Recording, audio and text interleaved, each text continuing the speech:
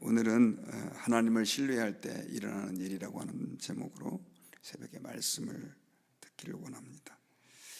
하나님을 신뢰한다라고 하는 개념은 쉽지 않은 내용입니다. 왜냐하면 하나님은 보이지 아니하시기 때문에 그렇습니다. 그래서 하나님을 신뢰한다는 게 쉽지 않지만, 그러나 하나님을 신뢰할 때 우리는 일단 하나님을 기쁘시게 할 뿐 아니라 이 땅에서 우리가 믿지 않는 사람 혹은 하나님을 의심하는 사람과는 전혀 다른 삶의 그 길을 걸어갈 수 있게 됩니다. 오늘 본문을 통해 보면 이 다윗이 참 하나님을 많이 신뢰했던 것을 볼 수 있는데요. 오늘 본문은 다윗이 이제 그 마하나임에서 압살롬 반역 반란군과 대치를 하기 위해 이제 무엇을 준비하고 있는지가 기록이 되어 있습니다. 다윗은 마하나임에서 이제 말 그대로 어중이 떠중이죠. 그리고 오합지졸 이런 다윗을 위해서 모여든 사람들을 다 모아서 이제 조직을 정비합니다. 왜냐하면 지금 압살롬이 다윗을 이제 잡으려고 그렇게 군사를 이스라엘 전체에서 다 동원해가지고 그렇게 오고 있는 상황이었기 때문에 그렇습니다. 오늘 성경에 보면 다윗은 천부장과 백부장을 그들 위해 세웁니다. 그래서 100명을 다스릴 수 있는 백부장, 또 1000명을 인솔할 수 있는 천부장을 세워놓고요. 그리고 그들을 세 부분으로 나눕니다. 그래서 한 부분은 요압이 지휘할 수 있게 하고, 또 한 부분은 이 아비새가 지휘할 수 있게 하고, 또 한 부분은 이때가 지휘할 수 있도록 그렇게 세 개의 오늘날로 말하면 사단같이 만들어가지고 군대를 정비합니다. 그리고 다윗은 나도 출정을 하겠다라고 얘기를 하죠. 사실 이렇게 다윗이 군 지휘 체계를 세 부분으로 나눈 것은 전술가들에 의하면 소수의 군대로 다수를 맞서야 되는 상황이었기 때문에, 또 그 지리적 전략적 여건 때문에 어쩔 수 없는 선택이었다라고 말을 합니다. 실제로 역사가 요세푸스의 이야기를 들어보면 그 당시 다윗을 따르던 사람들을 한 4,000명 정도로 생각을 합니다. 그러니 이스라엘 그 전체를 다 압살롬이 군대를 모았다고 한다면 적어도 아무리 적어도 몇만에서 10만이 넘어가는 인구인데, 그런 군사인데 이 4,000명과 대척해서 전쟁을 벌인다라고 하는 것은 그야말로 불가능한 일이었습니다. 어쨌든 그래서 다윗은 자신도 전투에 참여해서 지휘를 하겠다고 얘기를 했을 때 이 지휘관들이 반대를 합니다. 왜냐하면 지금 이 압살롬의 군대들은, 이스라엘의 군대들은 다윗 당신의 목숨 한 사람만 노리고 그렇게 죽이려고 하고 있는데, 만약에 당신이 위험에 빠지면 우리가 아무리 전투를 잘한들 아무 소용이 없습니다. 그리고 우리가 수만 명이 죽고 우리 군사의 절반이 다 죽는다 할지라도 그들은 개의치 않을 것입니다 라고 다윗을 설득해서 다윗이 이제 전장에 나가지 않기로 결정을 합니다. 그러면서 이제 왕은 그 군대들을 출정시키는데, 그 전에 꼭 부탁을 해요. 어떤 부탁을 하느냐면 바로 반란의 수괴였던, 또 자기 아들이었던 압살롬을 살려달라고 그렇게 부탁을 하게 됩니다. 그래서 특별히 우리 5절에 보니까 왕이 요압과 아비새와 이때에게 명령하여 이르되 나를 위하여 젊은 압살롬을 너그러이 대우하라 하니, 왕이 압살롬을 위하여 모든 군 지휘관에게 명령할 때 백성들이 다 들으니라, 이렇게 기록되어 있죠. 왕은 여전히 그 압살롬이 아직까지 젊다 보니까 사리 판단을 잘 못해서 저지르는 실수라고 생각을 한 것입니다. 그렇게 해서 다 모든 백성들에게 그 소식을 전했는데, 실제로 나중에 이제 전쟁에서 그 에브라임 수풀에서 전쟁이 일어나는데 하나님께서는 그 다윗에게 큰 승리를 가져다 줍니다. 그래서 2만 명이나 되는 사람의 전사자가 났다. 그리고 다윗의 군대는 아주 적은 피해를 입은 것 같아요. 구체적으로 나와 있지는 않지만요. 어쨌든 그렇게 큰 승리를 거둘 수 있게 하고, 나중에는 이제 압살롬도 목숨을 잃게 되는 일들이 일어나게 됩니다. 자, 우리가 여기에서 오늘 굉장히 기도 제목으로 삼고 또 묵상하기를 원하는 내용은요, 다윗의 하나님을 신뢰하는 마음입니다. 자, 지금 확률로 따져보면 다윗의 군대는 4,000명 정도라고 추정을 했을 때 그 이스라엘 압살롬 반역군의 군대하고 따지면 10분의 1도 안 되는 상황이었고요. 더더군다나 이들은 말 그대로 대세가 다 이스라엘의 모든 백성들이 압살롬을 지지하는 상황에서 정말 연약한 사람들을 데리고 전쟁을 해야 했습니다. 그런데 이런 상황에서도 이 다윗이 아주 독특한 요구를 하죠. 그게 바로 뭐냐면 압살롬을 살려달라라고 하는 요구입니다. 다윗은 아버지의 입장에서 여전히 아들 압살롬을 많이 사랑했던 것 같습니다. 그래서 어떻든 전쟁에서 이기게 되면 그 압살롬의 목숨만은 좀 살려줄 것을 부탁을 했던 것입니다. 그런데 여러분, 이 부분에 대해서 사실 이것은 다윗이 하나님을 신뢰하지 않으면 불가능한 행동입니다. 물론 다윗이 정이 참 많고 그리고 아들을 사랑했다고는 하지만 우리는 조선왕조실록이라든가 또 서양의 역사를 보면 가끔씩 아버지와 아들끼리 권력 다툼이 일어나는 것들을 볼 수 있는데, 정치의 세계에는 사실 이 부자지간의 개념이라는 게 사실 굉장히 희박해질 수밖에 없는 구조입니다. 그러니까 왜 그러냐면 이 정치에 있어서의 부자지간, 왕과 또 왕의 아들 사이의 이 문제는 그들 둘만의 문제가 아니기 때문에 그래요. 예를 들면은 다윗 왕을 얘기를 했을 때 사실 이 왕 한 사람이지만 그 왕을 따르는 신하들이 굉장히 많이 있잖아요. 그리고 압살롬도 그 아들이 아버지를 반역했지만 그 압살롬을 따르는 사람들이 있어요. 그러다 보니까 이것은 이 둘만의 문제가 아니라는 거죠. 우리는 조선왕조실록에서 영조가 사도세자를 뒤지에 가둬서 죽인 그 일을 우리는 알고 있습니다.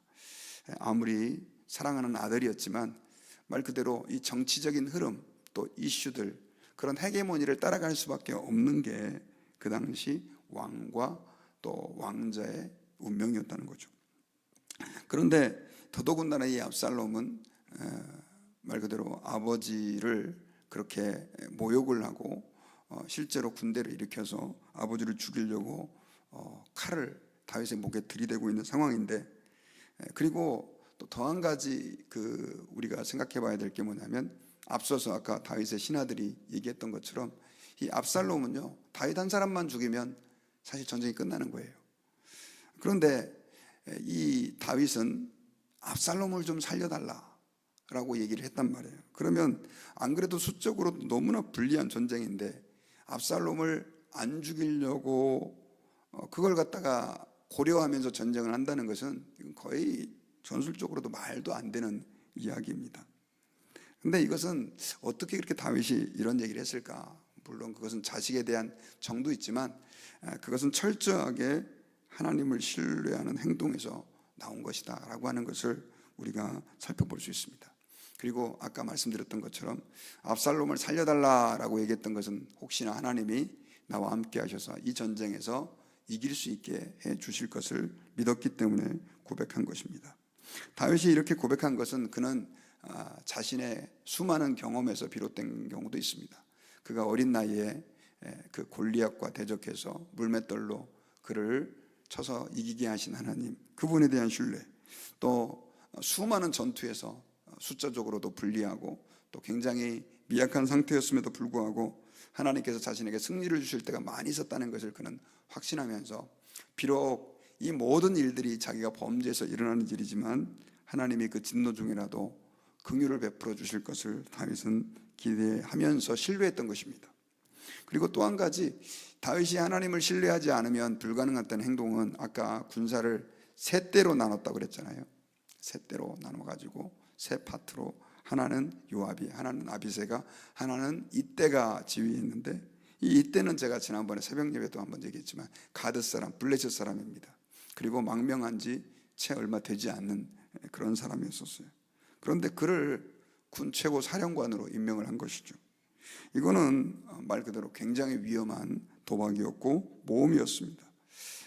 정치인들은 그런 얘기를 하죠. 가끔씩 듣다 보면 아무도 믿어서는 안 된다, 아무리 친한 사람도 믿어서는 안 된다, 이런 것들이 바로 정치인들의 사고인데 다윗은 이러한 원칙을 따라가지 않습니다. 그리고 이때를 믿고 신뢰했는데, 이것은 이때 개인에 대한 신뢰보다는 그가 하나님에 대한 신뢰로 바로 그에게 권한을 위임하고 또 사령관으로 세울 수 있었던 것이다 라고 하는 것입니다. 우리가 이러한 다윗의 모습을 보면서 다윗의 이런 모든 행동들은 하나님을 신뢰함으로 인해서 자신의 원수였던, 말 그대로 죽여야만 내가 사는 그런 압살롬을 말 그대로 살려주는 결정들, 또 이때를 세우는 결정을 한 것을 알 수가 있습니다.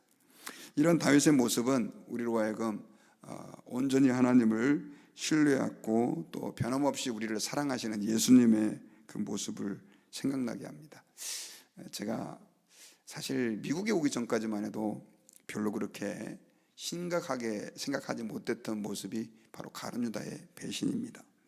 가룟 유다는 예수님의 12제자 중에 하나였는데 자신의 욕망으로 예수님을 은삼십에 팔려 했어요. 그리고 나중에는 이제 실제로 팔았죠. 그런데 예수님께서 이 제자들의 발을 씻겨주시는 그날 거기에 가룟 유다도 있었다고 봅니다. 그러니까 이 예수님은 자기를 팔려고 하는 것을 미리 알고 있었음에도 불구하고 끝까지 그의 발을 씻겨주셨죠. 이런 사실 예수 그리스도의 모습은 우리를 향한 변함없는 하나님의 사랑을 보여주고요, 아까 다윗이 자기의 압살롬 그 아들마저도 품으려고 하고 살려두려고 하고 사랑했던 그 하나님의 마음을 우리로 하여금 생각나게 합니다. 우리가 하나님의 사랑이 크고 위대하다라고 말하는 이유는요, 우리가 하나님 아버지 앞에서 때로는 이렇게 잘못된 마음을 품는다 할지라도 하나님은 변함없이 우리를 사랑하신다는 사실을 꼭 기억해야 합니다. 제가 예전에 들은 얘기인데, 어떤 분이 우리 한국이 굉장히 가난할 때 그때는 이제 개를 많이 잡아서 먹었잖아요. 요즘에 이제 법안이 새로 올려져 가지고 몇 년 뒤부터는 아마 아예 개를 먹는 것이 한국에서는 이제 불법이 됩니다.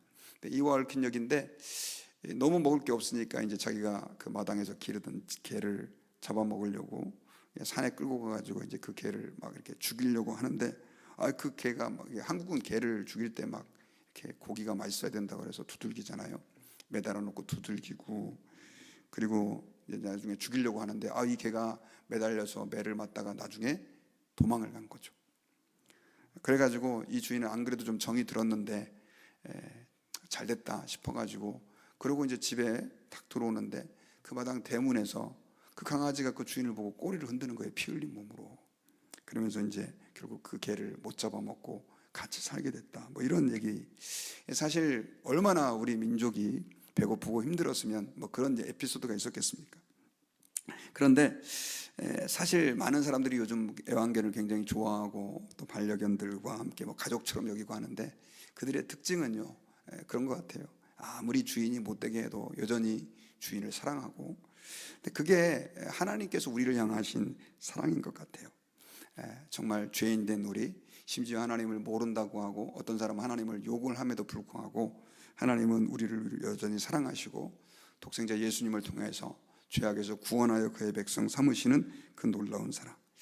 지금 다윗은 하나님을 신뢰하다 보니까 말 그대로 그 하나님의 마음으로 지금 자기 아들 압살롬을 사랑하고 있는 것을 우리가 알 수가 있습니다.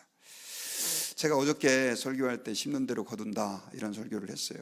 사실 신앙생활은 우리가 하나님 앞에서 충성을 다해야 되고, 그리고 하나님께서 우리가 행한 대로 갚아주시는 하나님이다라고 설교를 했는데, 자꾸 이렇게 제가 설교할 때마다 늘 혼란스러운, 힘든 건 뭐냐면 하나님이 우리를 변함없이 사랑하시는데, 그리고 우리를 향하여 정오의 햇빛처럼 은혜와 사랑을 베풀어 주시는데, 그런데 그 하나님의 사랑 가운데는 때로는 징계도 있고 복도 있고 은혜도 있는데, 이게 많은 사람들이 우리가 하나님 앞에 충성해야 되고 주님 사랑해야 됩니다라고 말하면 이 변함없는 하나님의 사랑을 의심하고, 또 변함없는 하나님의 사랑을 얘기하다 보면 내 마음대로 살아도 되는 것처럼 오해를 하고 이런 것이 있다는 것이죠.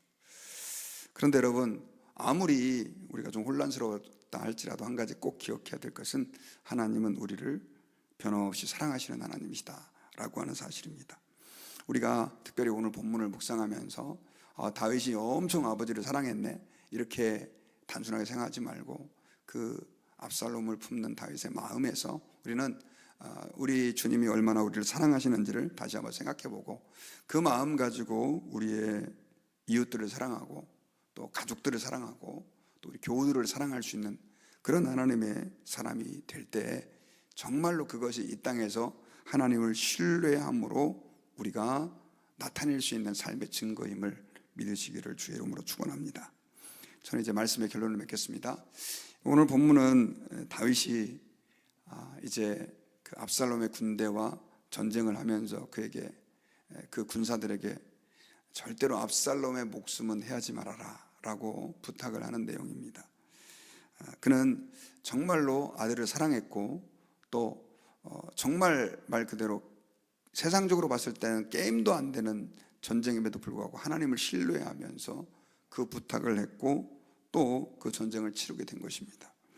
우리가 이 땅을 살면서 하나님 앞에서 하나님을 신뢰할 때예요, 우리는 정말로 어려운 결정들이라 할지라도 하나님의 마음을 가지고 사람을 대할 수 있고 또 주님이 우리에게 명령하신 대로 우리를 해하게 하는 사람들조차도 사랑할 수 있는 그런 삶들을 살아갈 수 있게 되는 것을 여러분들이 믿으시고, 오늘 우리가 우리를 사랑하신 또 독생자 예수님까지 내주신 하나님의 그 사랑으로 다시 한번 우리의 가슴이 좀 뜨거워지고 그 은혜에 대한 감격으로 불타는 우리 하나님의 백성들 되시기를 주의 이름으로 축원합니다. 기도하겠습니다.